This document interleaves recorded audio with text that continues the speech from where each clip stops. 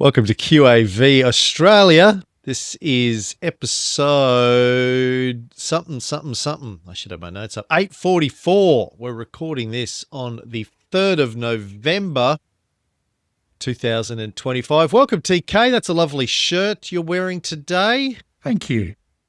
Just a reminder not to feed me negative waves.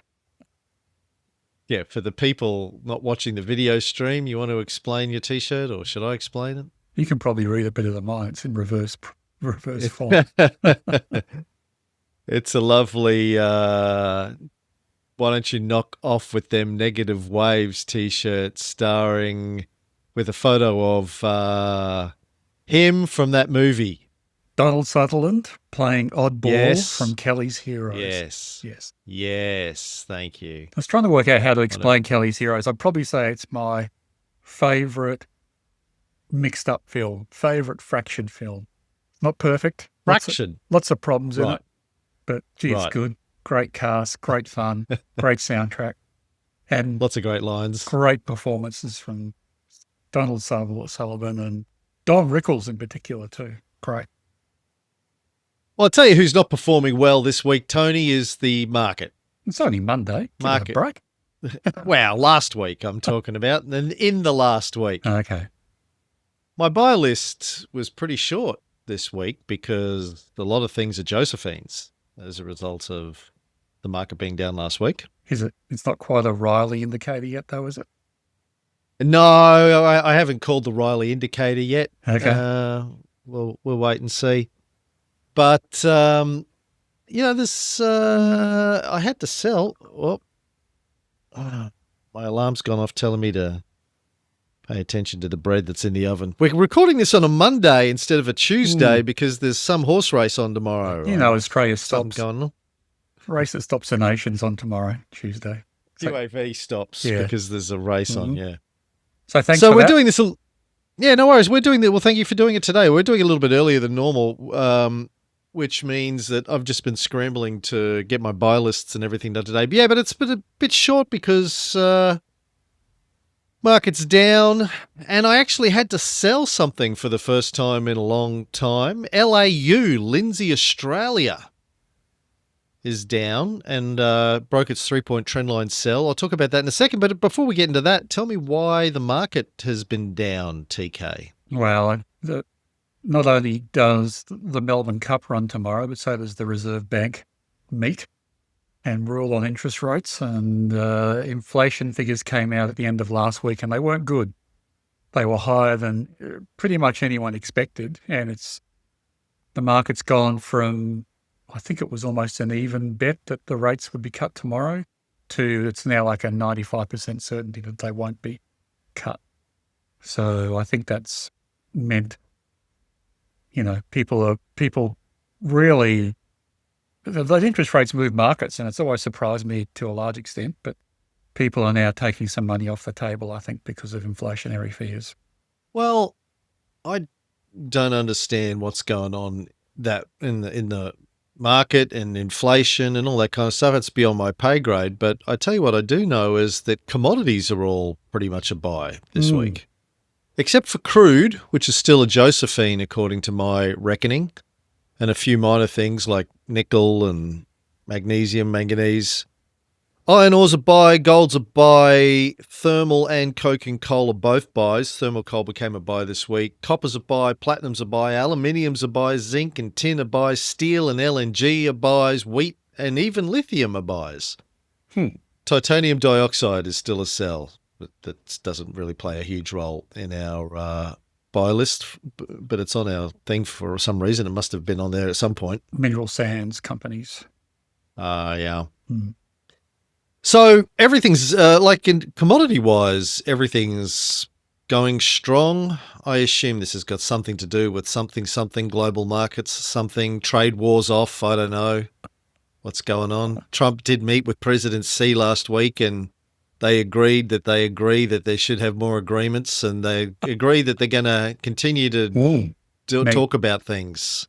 Yeah. Yeah. I thought they were pretty much like at each other's throats, and now they're meeting once a month until they resolve their current issues. So it's good to see. That's it's better than the alternative, I guess. So it's good to see that they're engaging, trying to negotiate things out. Well, not what's not good is Jerome Powell's take on the job market over there. I saw this article in Fortune magazine. Jerome Powell says the AI hiring apocalypse is real. Job creation is pretty close to zero. It was Steve Do you Sammartino and reckon? I Hang on. That wouldn't be a direct quote. Jerome Powell would not have said the AI jobs apocalypse is real. He said during a press conference Wednesday following the FOMC meeting, job creation is pretty close to zero. Yeah. He- That's what he said. Didn't he use the noted word a apocalypse. He noted a significant number of companies have recently announced layoffs or hiring pauses, with many of them explicitly citing AI as the reason. Quote, much of the time they're talking about AI and what it can do, Powell told reporters after the Fed's rate cut decision, warning large employers are signaling they won't need to add headcount for years. We're watching that very carefully, he added. So no, he didn't say the hiring apocalypse is real, but that bit in the headline wasn't in quotes. It was job creation is pretty close to zero, which is in quotes. That was a little bit of editorializing by Eva Reutzberg in Fortune magazine. But it's interesting. So Steve and I were doing a futuristic on Friday, and we talked about we're not seeing massive job layoffs yet. We sort of looked at where AI and robotics have come in the last 3 years. So going back to, because it was about 3 years ago this month that ChatGPT launched. We talked about where it's come in the last 3 years and where robotics has come in the last 3 years, humanoid robots, and where we think they'll both be 3 years hence. And one of the things we talked about is we're still not seeing massive job layoffs from AI. Some of the big tech companies have announced layoffs, and I think Amazon said they're laying off 14,000 people last week, but they said it's because they need to come up with money to build new AI data centers, so they're getting rid of people to pay for building more AI data centers, finding it in the budget.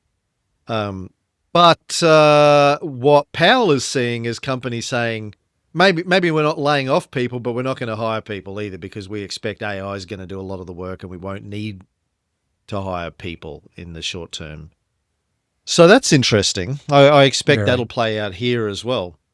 Yeah, I mean, there's so many implications from that. It's normally that would be recessionary, I would think. And at the moment, I think in the article, Powell mentioned 4 companies, and they're big ones. Amazon, Target were 2 of them anyway, that I can recall. And then he mentioned companies weren't hiring, which also has big implications. Normally, that would be recessionary. You know, if the job market freezes up, then yeah, people are out of work. They can't afford to buy things. Economy slows. And the economy is a bit different in the US. I mean, our inflation figures came out, they were above what the RBA target band is. So that's why the RBA probably won't cut. But Jerome Powell did cut in the US. So they're not having the same inflationary problems we're having. And, you know, usually you'd cut to try and get hiring up as well, because it should ease some money in budgets for indebted companies anyway to be able to hire more people. So it's interesting. But, what I turned my mind to was the secondary implications because a lot of the jobs not much was reported as to what the jobs were other than Amazon said they were getting rid of middle management, and Powell mentions that it was grad hiring that was freezing. So it seems to me that if that's the area at the moment that's affected, and if it's limited to that, you would think it'll have implications going down the track for people who are having to decide to go to university or not, because it's kind of ending that sort of career progression of go and do a university course, go into a big company and get a decent job and eventually buy a house, et cetera, et cetera. So that may well be, eroded going forward.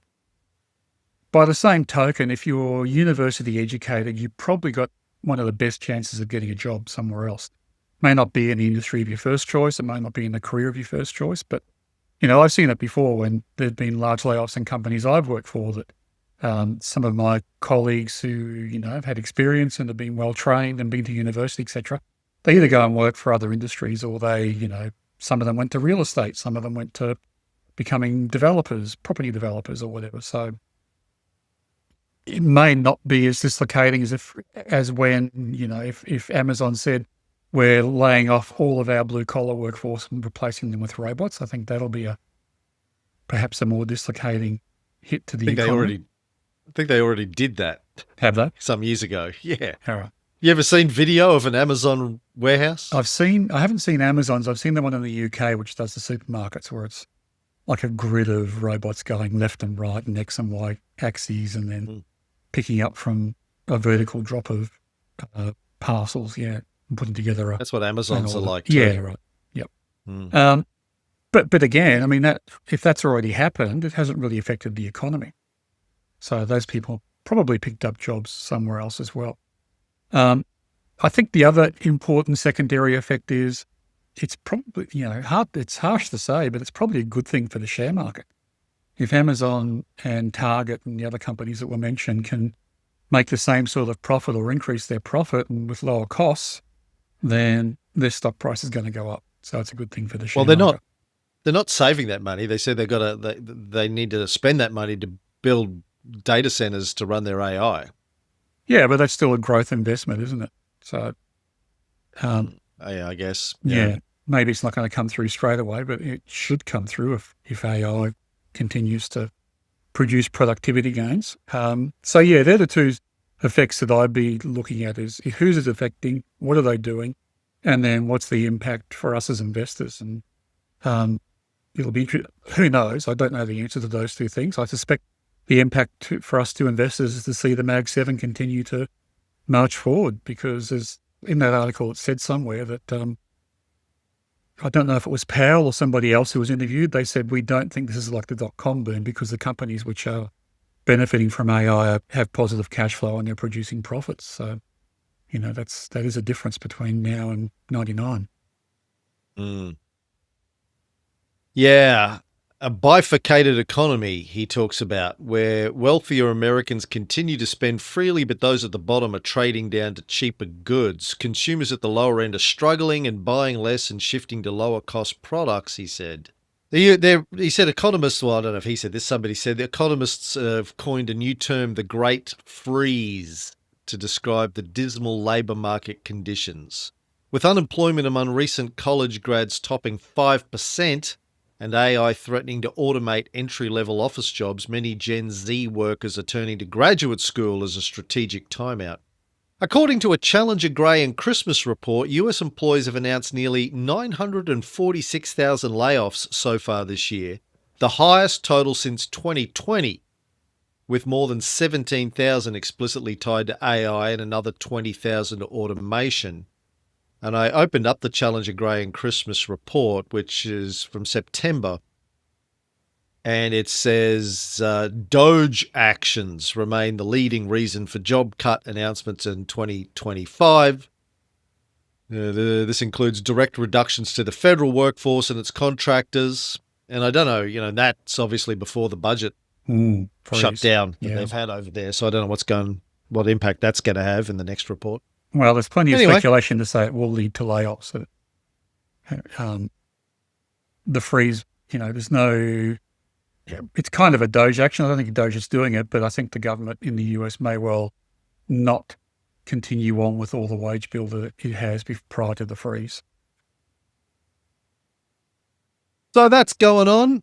I know you want to talk about Buffett, but before we do that, I want to talk about Lindsay Australia. What a collapse Lindsay has had. They were one of the superstars in our portfolios in 2023. And I got out of them today. I owned them in the dummy portfolio, and I had two parcels in one of the light portfolios. Had to sell the lot today. Got out of it at a profit in all cases, but it held them since 2022, May, June 2022. bought at 42 cents in one case in June 22, sold today for around about 60 cents. So that parcel was up 43. I think the dummy portfolio I bought even earlier and I think got out of it around 50% up over whatever that is, 2.5 years, give or take. But at one point in early 2023, it was trading around $1.40. And it's more than halved since then. So I tried to figure out what happened. I know we've talked about Lindsay from time to time on the show, but you'll probably, with your steel trap memory, be able to fill in the gaps in this story. But I don't want to hit you with any negative waves about this. But so coming out of COVID, they had some good growth. And then in 2023, a company called Scott's Refrigerated Logistics collapsed. Lindsay scooped up a bunch of contracts and customers, some assets out of that. They had a revenue bump, was up over 20%. Share price went nuts. But then a bunch of wet weather hit in 2024 in Queensland and New South Wales, 40 plus rail disruptions. And NPAT fell 17% due to higher depreciation and finance costs. And the stock started to slide down and has continued to slide to today. Weather, rail volatility, those sorts of things prove that the big profit bump that they got wasn't really sustainable. So that's my take on it. You got anything more you can add to the Lindsay story? No, I'm just trying to have a look And now. should we have sold it in 2023? You have been talking about... We've been talking about, these ideas of selling things when they come back a little bit. Yeah, look, in hindsight, this is a case where, maybe we should have, but as we know, there'll be other cases where hanging on's better too. So it is a bit of a statistical game. And I haven't been able to crack the code to say which one will go up and which one will go down at the time. So it's hard. And certainly don't have much experience in the industry to be able to guide me. So all I can, put things down to is that the big drops in this company happened after the results announcement. So in February, they announced results, stock down 16% on the day. And the same in, when was that? Oh, just recently, 25th of the 8th, down 9.6% on the news. So people aren't liking what they're seeing in the numbers. Well, I did replace it already in the light portfolios anyway with MAH, a parcel of MAH and a parcel of MAF. The two MAs today, McMahon and MA Financial. I haven't replaced the dummy portfolio parcel yet. I just haven't had time to figure out what I'm going to replace it with.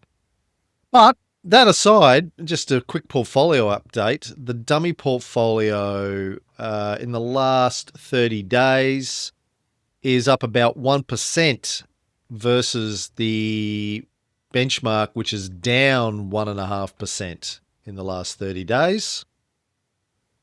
Current calendar year, dummy portfolio is up 31% versus the benchmark up 12.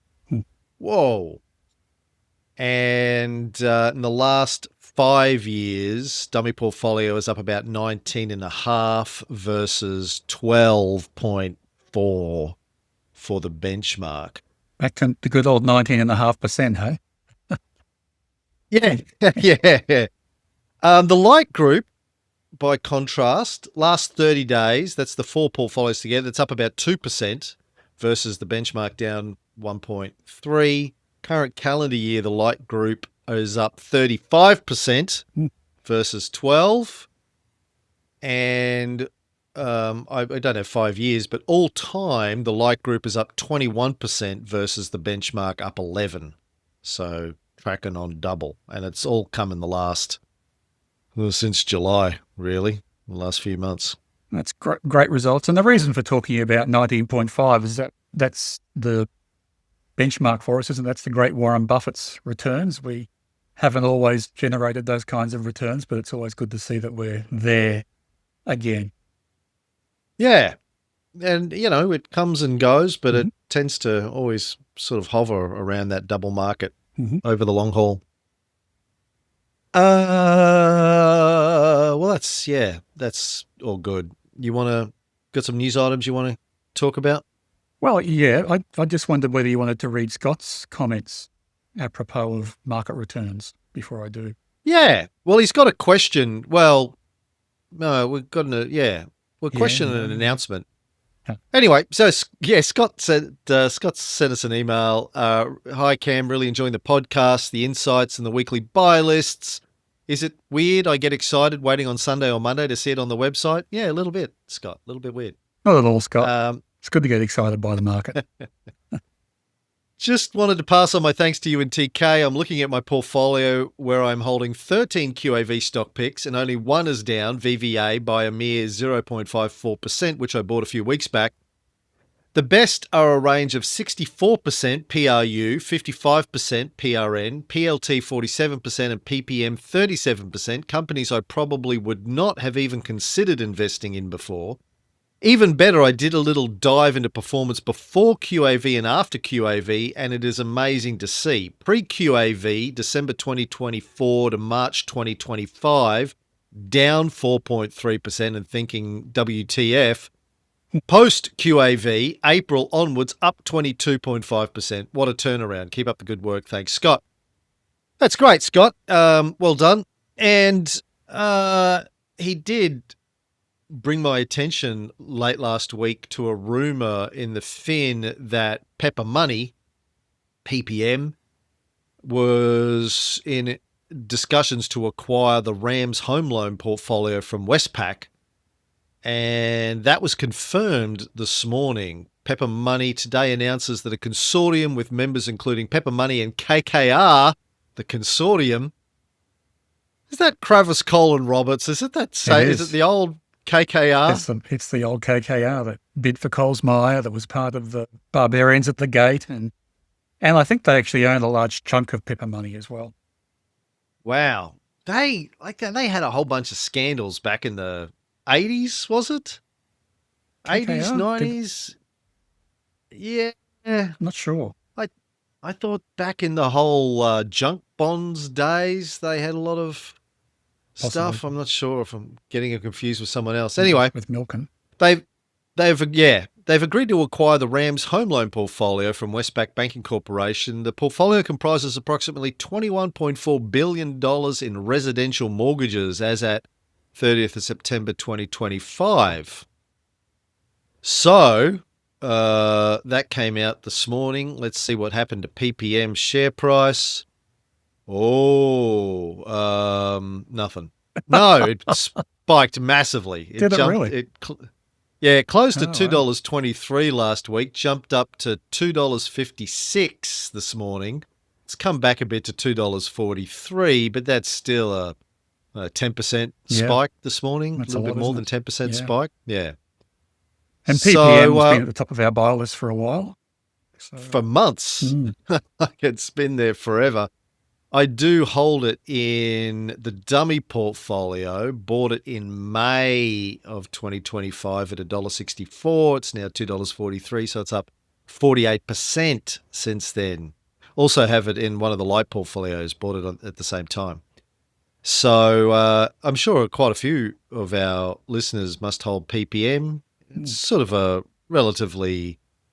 what's the average daily trade? 556,000. So big enough for some people, not for you, but for mere humans, probably.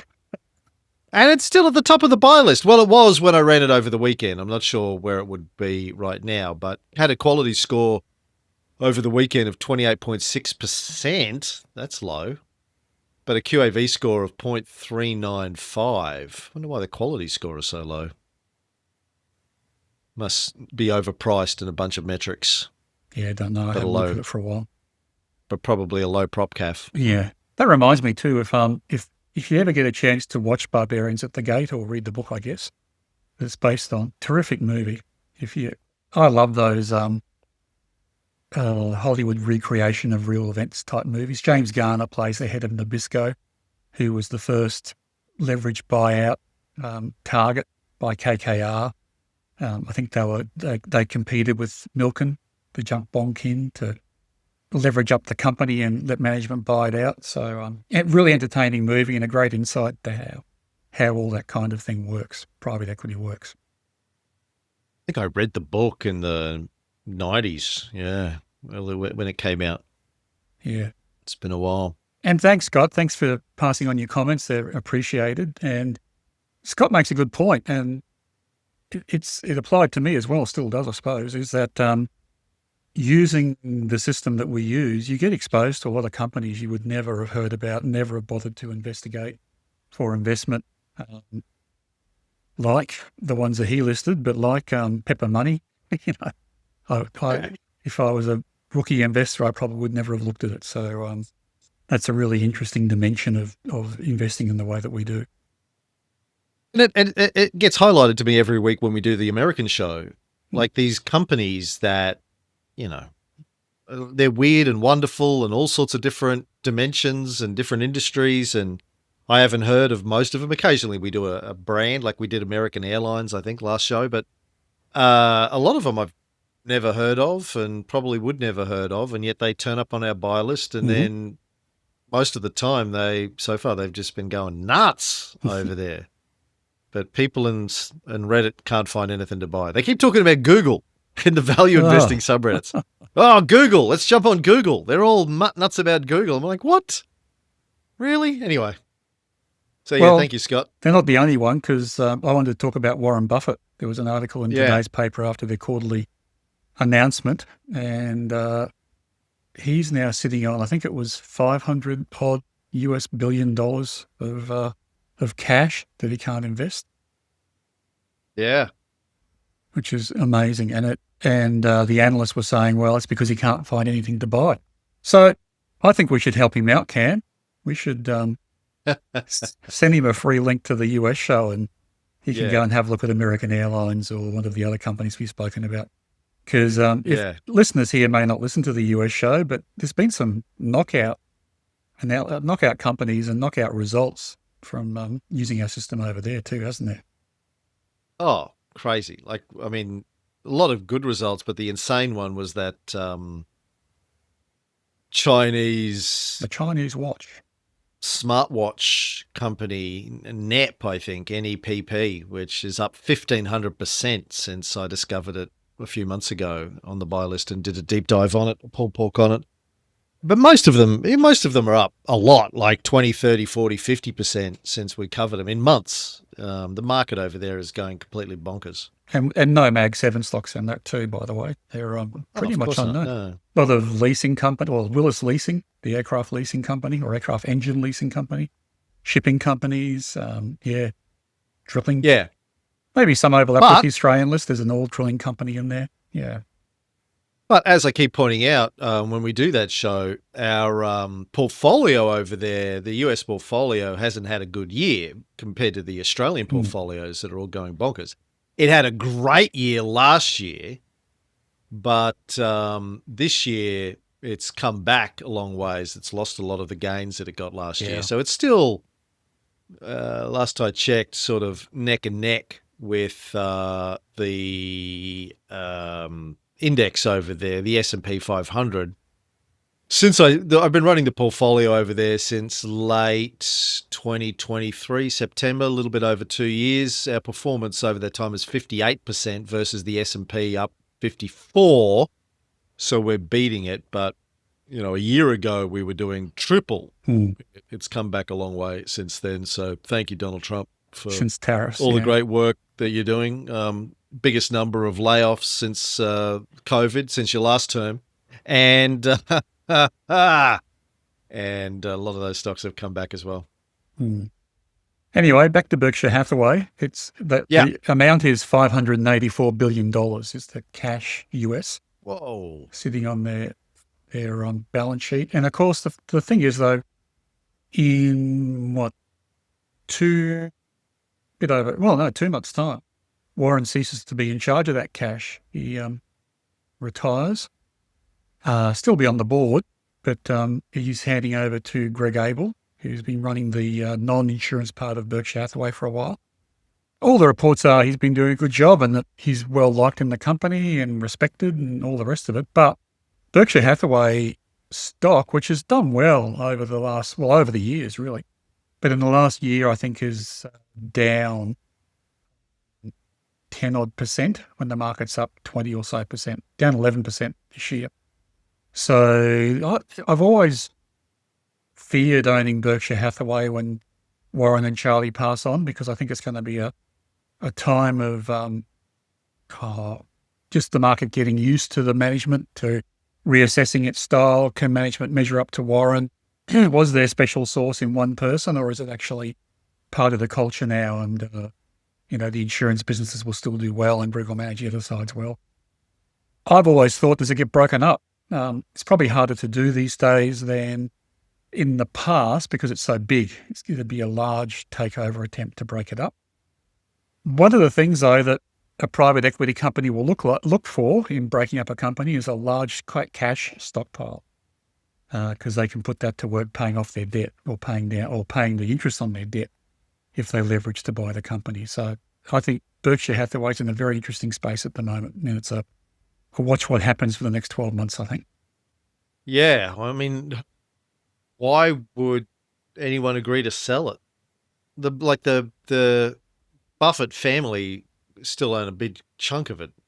Yeah, but they do. But Buffett's, don't forget, is giving away all his shareholding. I think he's given away quite a bit, and the rest goes over time after he passes. So it's going to be in the hands of a lot of charity foundations. If the share price doesn't keep going up after he leaves, for whatever reason, either management hasn't done as good a job or the market's lost its love affair with it, I think it's right for the taking and breaking. Because traditionally markets don't like conglomerates. I mean, there's only one I can think of in Australia, really, Wesfarmers. Maybe the Seven Group is building up another one, But traditionally, fund managers have said, you're basically a fund manager. I'd rather put together my own portfolio of stocks of the component parts. And in Wesfarmers' case, if one of their holdings, if Bunnings starts to go bad, for example, and Kmart does well and their coal mines go bad, then they've got to wear it and just try and manage their way through. But if it was in a fund, if the coal mines and the Bunnings and the Kmart companies were shares in a fund, then you could sell the part you don't like straight away. So I know Wesfarmers has always had a good track record, and it's a blue chip in the Australian market, and the same with Berkshire Hathaway in the American market. But traditionally, the markets don't like conglomerates because they see the bad assets being tied up with the good, and they can't get rid of them, which they could if they were listed separately. Well, we'll see how it plays out. But yeah, it will be strange to have a Berkshire Hathaway without either Charlie or Warren running it. Exactly. Be very interesting. And there's just so much mystique and, I guess, brand value associated with Warren's leadership there that'll be interesting to see how the market reacts to that. Well, definitely. I've often said that Warren's secret sauce, of course, is investing, but his secret sauce, the secret sauce, is his marketing. He's been such an amazing marketer. He's always spun a homely, wholesome, positive, good story based in US capitalism and Midwest America and all that kind of thing. So he's just been so good at that. Whatever bad news he has, he always gets out there straight away and talks about it, doesn't try and hide it. And he's had plenty of bad steps along the way, which he happily admits. I guess, you'd ask if he would have survived if he was a paid CEO rather than an owner of the company, given some of the missteps. Like if you think back to Solomon's Brothers, when he bought those, and then had to basically step in and run it when the US government caught them out in a bond training scandal. So all sorts of things like that have happened to them, and they've survived. And it's largely as much as his marketing ability and perhaps management ability as it is to his investment ability. Well, just speaking of big firms like that, I did go back and look at the KKR junk bond history. They didn't get themselves into trouble, but their acquisition of RJR Nabisco in 1988 for $25 billion was financed by Michael Milken and Drexel Burnham Lambert. That's how I remember them being involved in the story. I remember they played a role in the Milken story. It was one of the big deals from the 80s. And they're still going. Yeah. I mean, Milkins went to jail, but I think he got out and he's doing something, right? He was. I think he's back in the industry somewhere. Yeah, he wasn't allowed to trade. He was like disbarred, or whatever the trading equivalent is of being disbarred, I think. Yeah, but he also did go to jail, and but he is out of jail. I imagine the disbarment's finished now too, because this is going back to, 20, 30 years ago now, at least. He's 79 years old, co-founder of the Milken Family Foundation. He was pardoned by Donald Trump in 2020.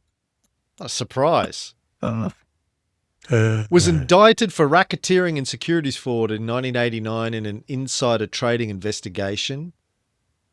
Sentenced to 10 years in prison, fined $600 million, and permanently barred from the securities industry. His sentence was later reduced to 2 years for cooperating with testimony against his former colleagues and for good behaviour, and then got pardoned by Trump. Yes, co-founder of the Milken Family Foundation, chairman of the Milken Institute, and founder of Medical Philanthropies funding research into melanoma, cancer, and other life-threatening diseases. A prostate cancer survivor, Milken has devoted significant resources to research on the disease. There you go. Yeah, turned good. Turn it around. And the other thing I always associate him with is the Predator's Ball, which had the wonderful tagline, "If you're not on the invite list, you're on the menu." Well, I should, off air, I'll tell you about the Halloween party that Taylor and Adam went to the other night. All right. It was a bit like that. Yeah. Remind me when we get off air. Okay. What else you got? I just wanted to comment a little bit, just quickly, on the Woolworths versus Coles tussle that's going on in the market. So Woolworths came out with bad or less than stellar results. Coles came out with good results, and the Coles share price went up and the Woolworths share price went down. I think most analysts are attributing that to years of investment in improving the efficiencies of distribution centres on the Coles side, and Woolies hasn't caught up with that. But I just wanted to say on air, if they're listening, if all Woolies are like the one that I go to in Rosebud down here, in Rosebud North, pull your socks up. I mean, it's a wonderful supermarket. It's been freshly renovated. Staff are great, but it's always full of stock refillers, people running around doing online ordering, fulfillment from the store, or click and collect from the store, and it's really hard to get around. So I know in Victoria in particular that retail staff are unfortunately subjected to more and more abuse, and I can kind of see one of the reasons why, because, back when I worked in retail, you kept your aisles clear, and these ones aren't. They're very difficult to get around. So that might be one of the reasons why Woolworths sales are down. Yeah, and don't get me started on Bunnings. Reminds me, I need to go to Bunnings today. Yeah, service has really gone downhill there. Right. At least in my local one. I was in there during the week, and there must have been 12 people in the line to check out. And then the manager came past and told the woman who was standing at the front of it doesn't matter what sex they were, the person standing at the front, greeting staff as they come in, "Now you better open up another register." So she's standing there watching it, and we're all lined up. Yeah. Not good. All right, so that's my rant about retail. I think. I did some late news, Cam. Another company on our buy list, IGL, which is the printer, IVE Group. IGL is the stock code. They today announced two relatively small acquisitions, a company called Impressu and one called Budget Mail Services. So they're both printing-based businesses or marketing businesses. And They weren't that big. I think this is reporting that IVE Group paid $3 million for those two companies, but they're expecting an uplift to profit, expected 20% return on capital on the investments, and one of the print businesses has $80 million of revenue contracted over the next 5 years. So I haven't seen how that affects the share price, but that was in today's announcements. It's up about 4% today. Was up about 10, but it slid back. We do hold it in the dummy portfolio since April last year. It's up 20%. Also in some light portfolios. Bought it on the same day. They're all up 20% since April this year. Sorry, April 2025. So it's not too bad. Yeah, good on you. good. IVE Group, another QAV stock, doing good work. Got to tell you though, everything else is down today. Just a lot of red on my spreadsheet for today. Yeah, right. A lot of red. Same with me. I had a look at my stock portfolio. It's very rare to see almost across the board red, but it was today. I'll tell you what's not red is AMA Group, up 9% today. The smash repair business. Is that what it is? I'm going to look in their announcements, see if I can see what's going on. Ah, yeah. Results of 2025 annual general meeting. They had a quarterly business update that came out on the 31st of October. Share price went down 8%. And then today, 2025 annual general meeting address, it's up 9%. So go figure. Anyway. Bit of clarification. Really, yep. It's just recovered from what happened on Friday. But hold it in one of the light portfolios since April this year again, and it's up 67%. So nothing to snort at there. Good on you, AMA Group, whatever you're doing. Fixing cars. Wow. Yeah. All right. That's that. Okay. What pulled pork you got today, TK? I got a pulled pork, and it was a request from last week on CXZ. Or CXZ, I'm going to call it, being Australian, which is Connection Mobility. And it was Connection Telematics, I think, when I did a pulled pork on this one back in 2024. Just 31st of July, 2024, episode 731. So if anyone's interested, they can go back and have a listen to it back then. I'll say at the outset, it's a very low ADT of $5,000. And I'll also point out that when Cam does a buy list and publishes it, you don't include stocks with ADT of less than 15,000. So it was on the buy list back then. It's not there now, but that's only because of that ADT bottom limit that you place on things. So if anyone's interested, that's why. It's kind of a hard one to check the graphs on because it's based in, the share price has decimals in it. So when I did the analysis yesterday, the share price was 2.9 cents. The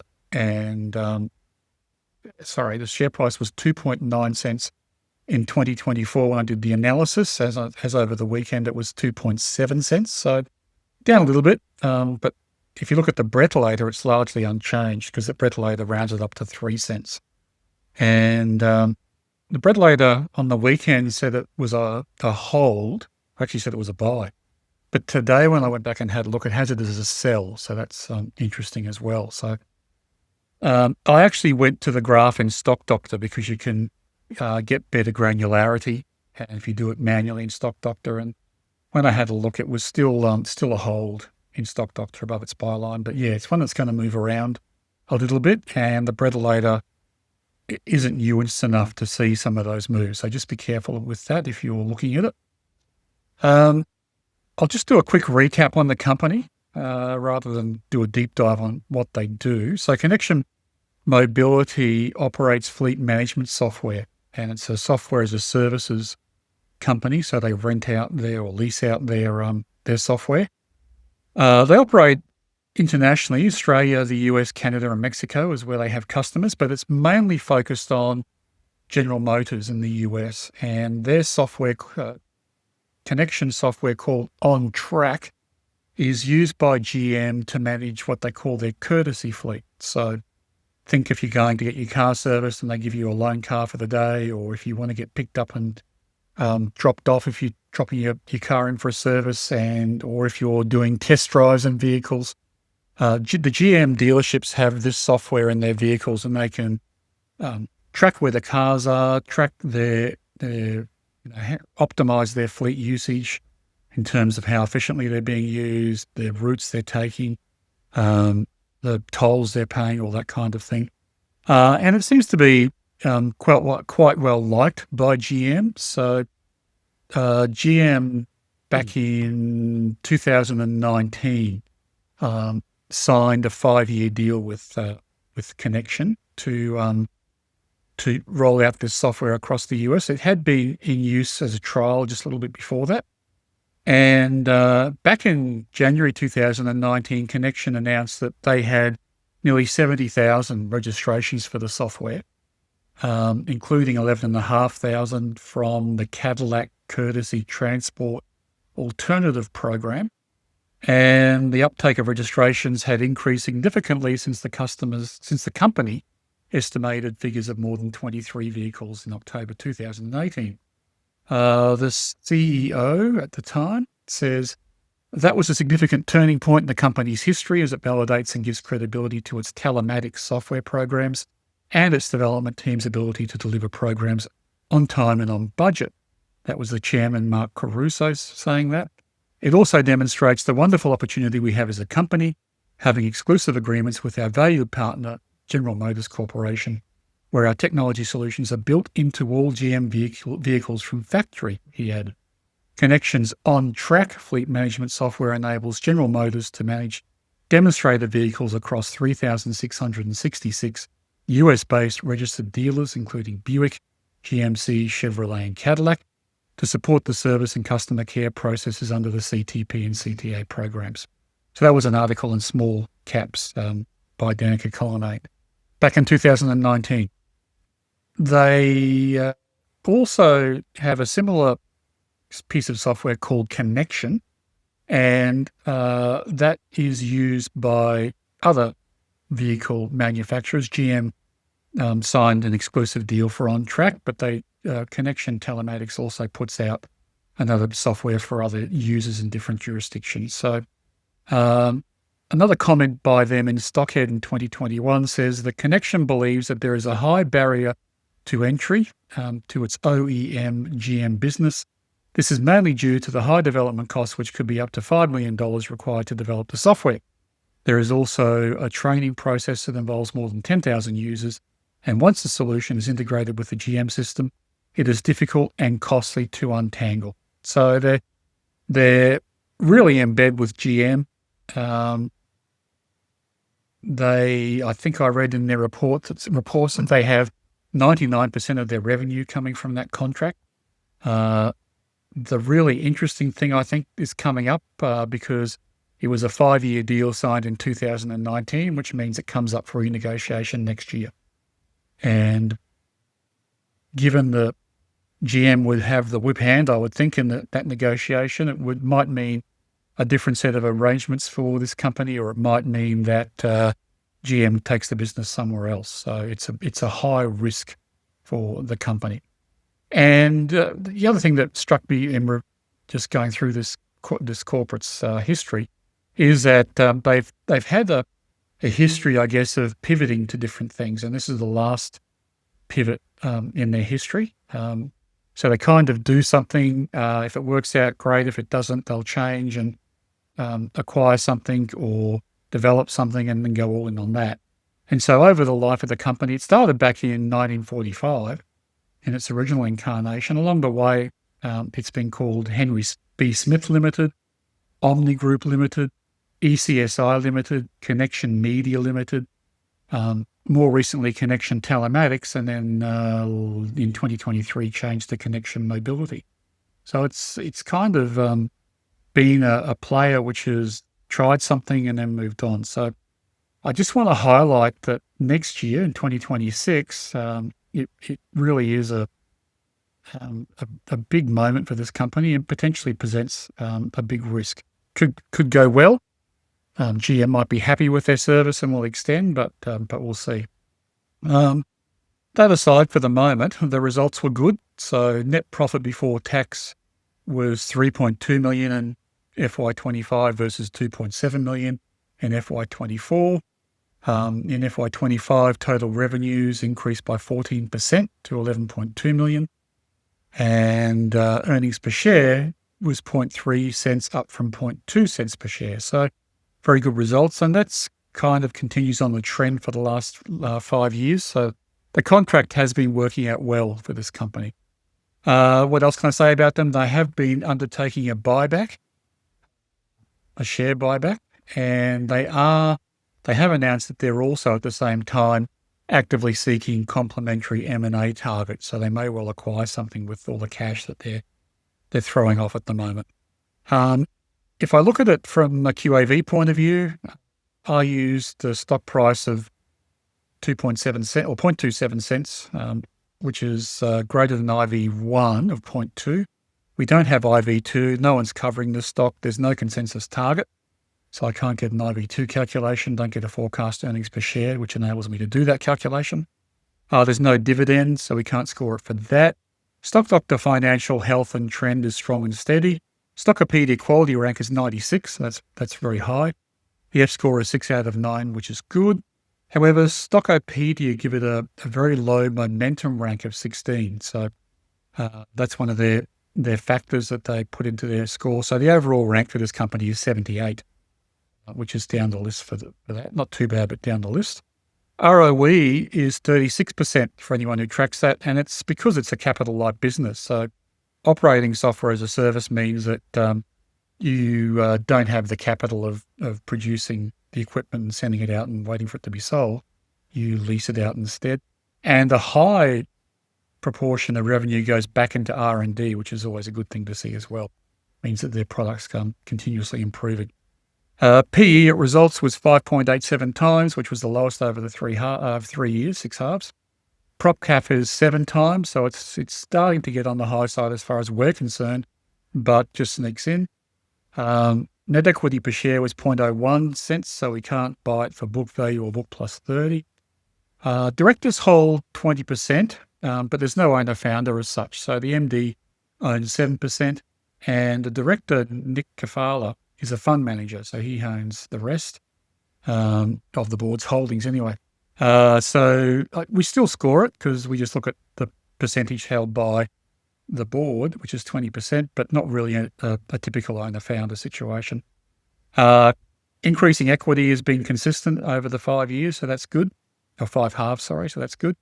And total quality score is high, 9 out of 11 or 82%, and the QAV score is 0.12. So it kind of sneaks into the bottom of our buy list, largely because the prop cap is nudging our upper threshold. But it's on the buy list if we took the filter off low ADT stocks. Positive side of things is it's obviously has a good relationship with GM, which would be hard to get. And it's a software as a service company putting lots of money into R&D. So that's both good things to see. Capital-light businesses are good. But I really want to highlight this risk to what happens in 2016. They did call out, which I said before in their annual report, that 99% of the company's revenue for 2025 came from the GM contract. They actually said in their annual report, a loss of or significant reduction from this customer would have a material adverse effect on the company's financial conditions.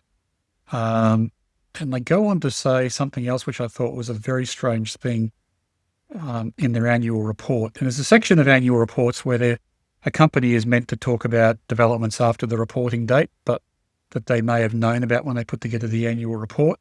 And it contains a clause, and I'll read it out. It says, likely developments and expected results of operations, that's the heading, other than matters already disclosed in the review of operations, pursuant sections to 2993 and 299A3 of the Corporations Act.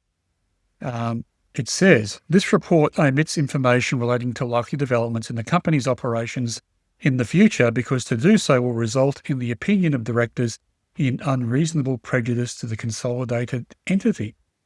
So I don't know if we've What missed does that their... mean?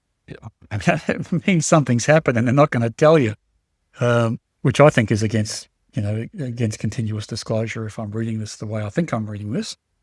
I don't want to speculate. It's just speculation. All I'll do is point out that they've come out and said something's happened. We're not going to disclose it because it'll prejudice the company, and we have a big contract due for renewal coming up. So that gave me a bit of an uncomfortable feeling about what's going to happen. I can't give specific advice. I don't want to give specific advice, but if I was holding this stock, I may very much consider sitting on the sidelines for a while until we get some clarity on the GM contract. The fact that management are quiet on it and it's coming up and they've said something like that in the annual report makes me a little concerned. I think if I was ASIC, I'd be writing to them saying, you better specify what this is. ASIC probably aren't aware of it because it's such a small company and the analysts aren't following it because it's such a small company. So it's something I haven't seen before, but it did trigger my alarm bells reading it. And look, if I owned this company and sold out of it and then they came out and said, we've renewed the contract, it's hunky-dory with GM, then the stock's going to shoot up and I will have missed out. But I think in terms of taking insurance, I'd be, sitting on the sidelines. I've been through this situation a number of times before where a company is, sometimes it's like a medical company where they are waiting for, say, FDA approval of a drug in the US, and everyone gets excited that the reports have been good. The studies that have been done to get the FDA approval have been good, and the stock price gets bid up, and then the FDA came out and say, no, we can't approve it, and the stock price tanks. So the way I tend to play these kinds of impending market announcements, especially if they're company making or breaking, is to sit in the sidelines and either look at something else or wait and see what happens when the contract approval or whatever it is comes to pass.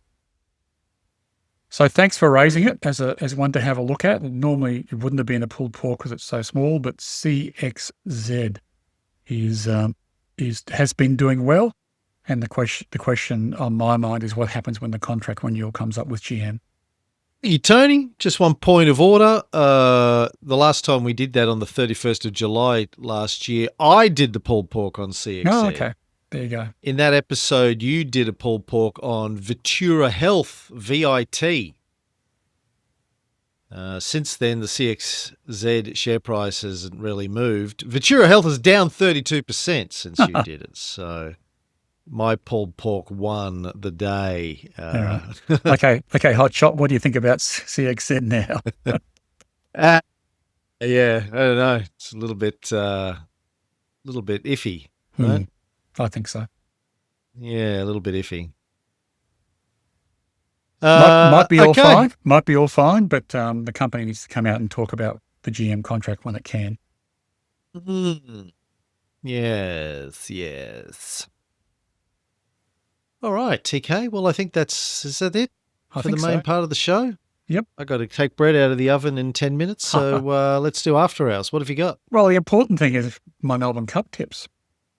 Because you have such a great track record of those over the years. Yep. Yeah. Well, the way I look at it is I've had, 5 or 6 years of tips which haven't gotten up, so I just need one tip to get up at 7-1 and I'm even for tipping. Yeah. Who are your tips? So I'm going to continue with my liking of 3-year-old Northern Hemisphere horses in the Melbourne Cup. They get a clear weight advantage, which is always important in a 2-mile race handicap. So I'm going to tip Further, which is spelled Fuightur. It's about $34 in the market now. It's one thing which caught my eye is it's part owned by Lizzie Jelfs, who's a very good judge of horse flesh. So that's a positive for it. It's been overlooked as in the market in favour of some of the more favourite ones, and you can't really go past some of the favourites. Half Yours, I think, is a very strong chance It'll run, if not favourite, then close to it. As will Al Riffer and Valiant King. So there's probably 3 or 4 to put into your trifectas. And but I do like Further. It is what happens in the handicap races is that they often get based on the weight for age scale, and being a Northern Hemisphere 3-year-old, it's 6 months out when it comes to Australia. So it does put a bit of a wrinkle in that sort of handicapping system, and it gets a bit of an advantage. So we've had winners in the Melbourne Cup before who have been 3-year-olds, Northern Hemisphere horses. There might be another one. The other thing to note is it's going to rain. It's been raining here pretty heavily at Cape Shank. I guess it has been in Melbourne, so it'll be a wet Melbourne Cup. In which case I'm going to let people know about Parchment Party, which loves the wet and is also long odds. It's about 70 to 1, so probably my best each way roughie is that tip. But Half Yours, the favourite, also likes the wet, so I wouldn't be surprised if Half Yours wins. So that's my cup tips. Can I call you like when the race happens? I just want you to do like a blow by blow. I just want to hear you like call the race. Furthest up and Half Yours is coming around the bend and up the thing. I think you missed your calling. You should have been a race announcer. Yeah, well, we should put together a QAV punting club or something and swap tips on a WhatsApp group or whatever. Okay. How your horses been doing? What? Quello Dorato runs tomorrow at Melbourne. Yeah. In Melbourne at the Melbourne Cup. So he's raced 2. I don't think I'll be going up. It's going to be a wet day and 2-hour drive through heavy traffic to go and see it run, and it's probably going to run last. So, it's normally it would be fun. Normally I'll be up there, having a lunch with someone. It's always fun to go down to the mounting yard on Cup Day because it's always packed and huge crowds, and you're the focus of attention, and there's famous people in the mounting yard rubbing shoulders with you and all that kind of stuff. But I think I'll give it a pass this year. Ruddy and I are going up on Saturday, which is actually a really good day's racing. Stakes Day. It's now called Champions Day, and we'll go to the members' dining room and pay about half what we'd pay today for the same sort of food and wine service, and watch a good day's racing in a lot less crowded atmosphere. We're getting old. Yes. Don't need to go and jostle the crowds anymore. No. And you can still wear your top hat and tails. I've never worn a top hat, never worn tails. I really dislike wearing my suit, to be honest, but you have to when you go to the races. Yeah. Well, good luck. Thank you. With your horse, with Quello Dorato, and with your punting. I will not be punting. I can't afford to punt. What else has happened to me? So, watched a lot of the World Series this year. You a baseball fan, Cam? I'm not, no. Well, our beloved Toronto Blue Jays made it to the World Series and made it all the way through 7 games. And then come the 11th innings of the 7th game, so 2 extra innings, they lost by a run. So it was heartbreaking last night when we watched it. You didn't live in Toronto long enough to have a beloved 5 years sporting team. Yeah. That's had a Blue Jays jersey. I had Oh my lots of God. friends. I used to go with J. David Markham sometimes to the Blue Jays games. Oh, wow. Good Okay. fun. Yeah. Yeah, right. It was actually a really good day out going to the baseball. Yeah. Go and have a foot-long hot dog or a bag of peanuts, sit in the sun. Lovely. I've been to the baseball in the US once, and that was on our last trip to Arizona, and I sat next to my brother-in-law, and then about 15 minutes into it, he said, "So this QAV thing you're doing, is it real? Is this Tony Coniston guy for real?" And I spent the rest of the time talking about QAV and didn't watch really any of the baseball. It's a good networking opportunity too, baseball. Yeah. But it was fun. Fun being in the environment and all that kind of stuff. Yeah. It is. It's good. And the only thing I've sort of, outside of that, that I can report, I don't know if you've heard of them. Have you heard of the Morphine band? I think they were started in the 90s. Morphine? Yeah. Yeah, I know Morphine, yeah. Oh, I just came across them recently.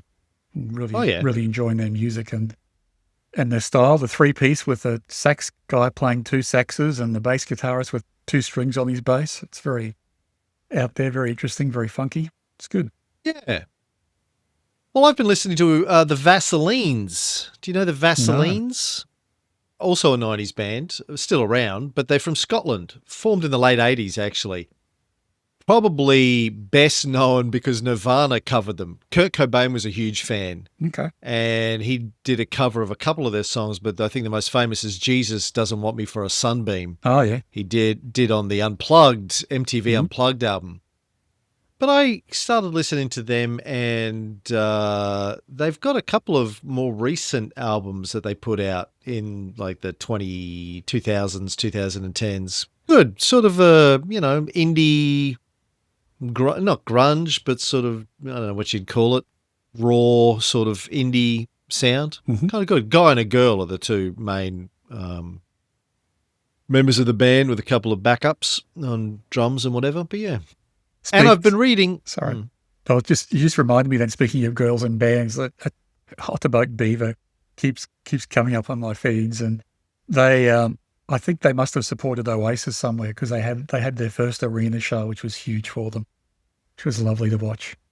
Beaver? Yeah. Otterboat Beaver, the Japanese all-girl band. Oh, band. Yeah. Oh, yeah, that's great. Yeah.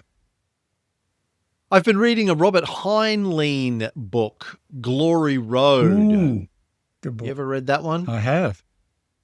Love it. And so's Alex. Oh, yeah? She got into it too. It's fun. It's kind of bonkers. It is, isn't it? Yeah. Mm. But it's very light. Yeah. And sort of silly. Yeah. And fun. Yeah. And so was Time Enough for Love, and what was the other one? Yep. Yeah, they're great books. Yeah. Mm. Yeah, I remember Alex put me on a number of his. Yeah. I Will Fear No Evil and Time Enough for Love. The Lazarus Long series. They're great. Yeah. Well, Glory Road might even be a Lazarus Long. I'm not sure. No. Okay. No. Main guy in that is called Oscar. Okay. All right. I have to go get bread out of the oven, Tony. You're right. That's it for this week. Quite have a good week. Good luck with the horses. Thank you. And I'll talk to you next week. Quite have a good week, everyone. All right. Happy ASX.